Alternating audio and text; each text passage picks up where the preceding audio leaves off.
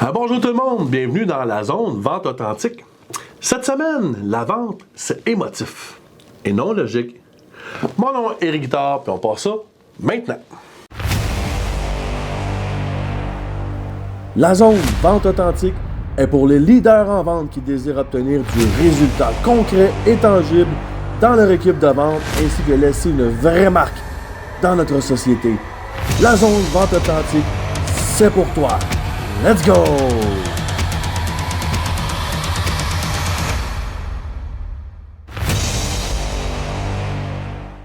Alright.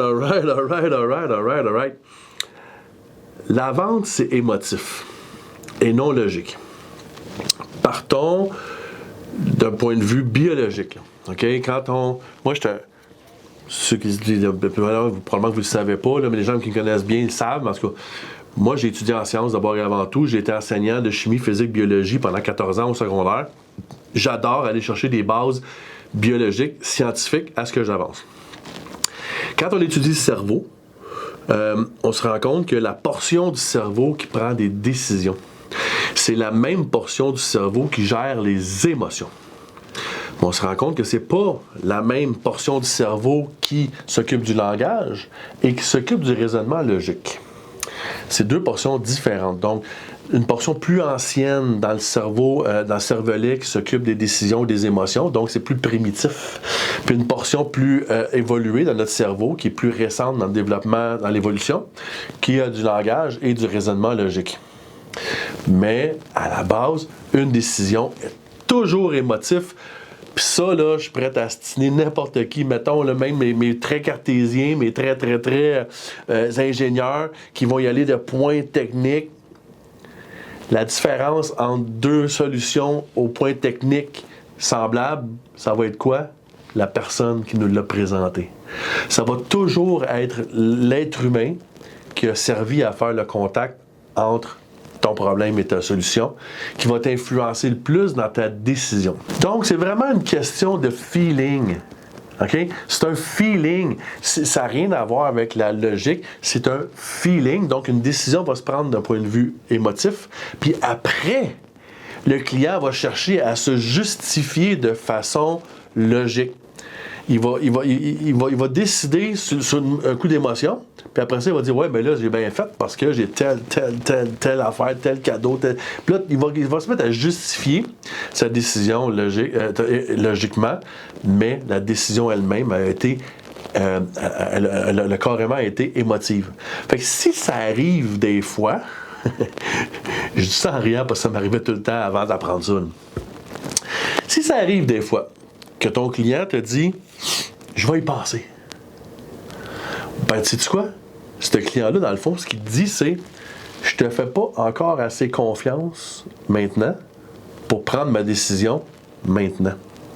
Je vais y penser, c'est un échappatoire, c'est une façon de juste se défiler de toi, puis de partir se recacher dans sa tanière. » C'est imagé, mais c'est ça pareil. Fait que quand un client te répond « Je dois y penser », ben oui, je le sais. Il y a plein de formations en vente qui vont t'enseigner des affaires du genre « Ah, ben il n'y a pas de problème, monsieur le client, mais juste pour le fun, vous aimeriez penser à quoi? » OK. C'est vrai. C'est une technique à utiliser. Mais à la source, ce client-là ne se rendrait pas là si tu bâtissais un lien vraiment fort avec pour enlever les doutes de sa tête.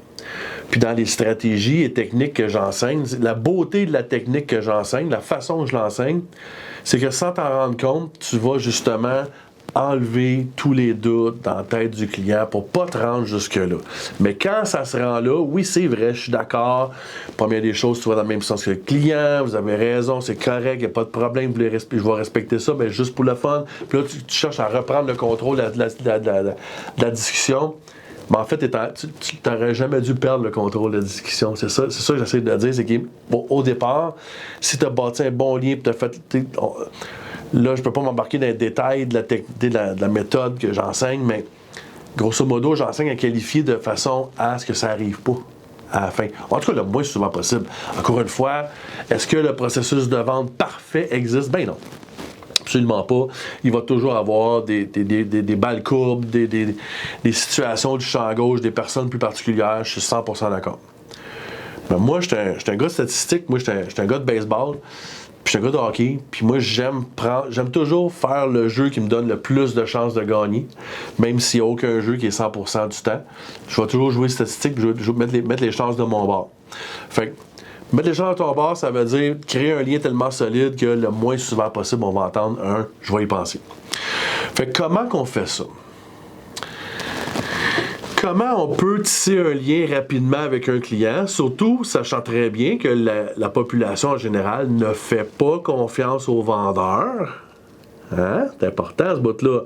Tu pars avec 2 prises au bâton en partant. La première gaffe que tu fais, paf, le lien est brisé. Donc, tu n'as même pas de marge de manœuvre. Tu es déjà sur une corde raide. Tu es déjà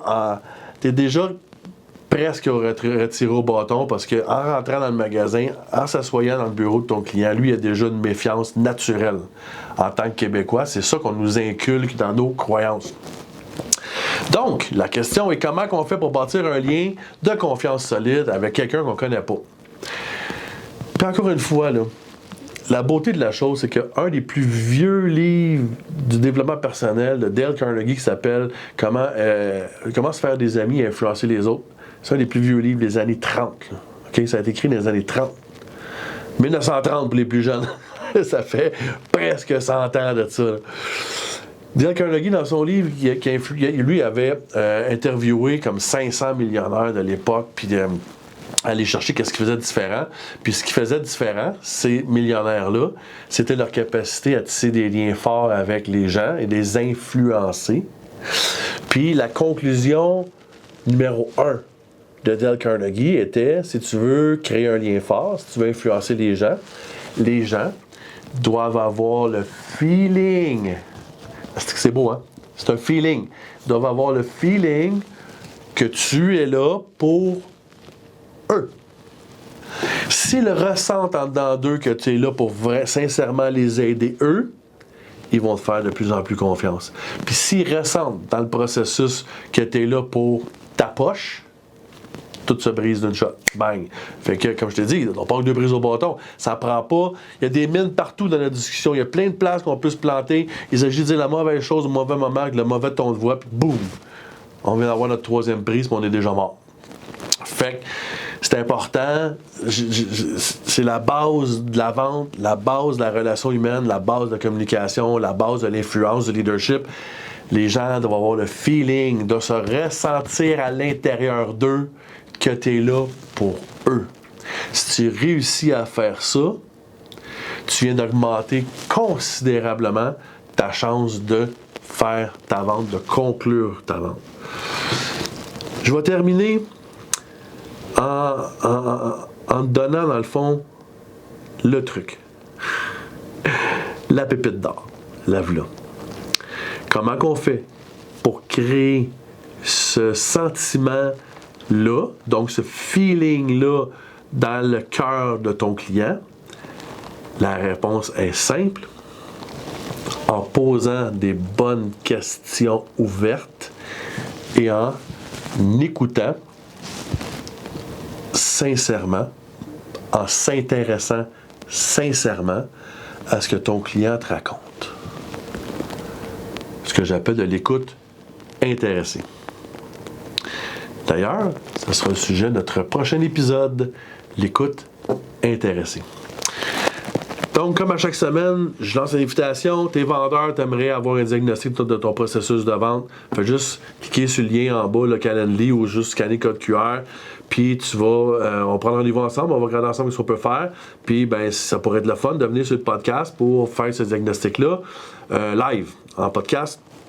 Et si tu es vice-président de vente, directeur des ventes ou propriétaire d'entreprise qui veulent vraiment amener leur équipe à un autre niveau, qui veulent vraiment laisser une legacy, laisser une contribution dans la société, viens jaser le leadership en vente sur mon podcast. On va ensemble faire changer la perception de la population chez les vendeurs et on va changer ensemble, vous et moi, la façon de travailler des équipes de vente de façon à ce que votre entreprise gagne, à ce que la population gagne, puis que tout le monde avance dans la bonne direction, puis qu'enfin, peut-être d'une couple d'années, les vendeurs seront plus bons derniers dans la perception de la population.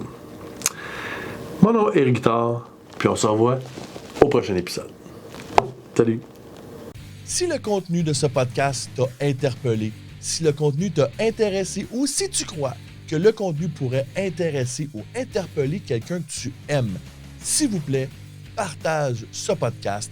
Va indiquer les thumbs up, les étoiles ou peu importe le système de ranking de la plateforme que tu utilises. C'est comme ça que tu peux m'aider. Merci beaucoup d'avoir passé ce temps avec moi et passe une super de belle semaine.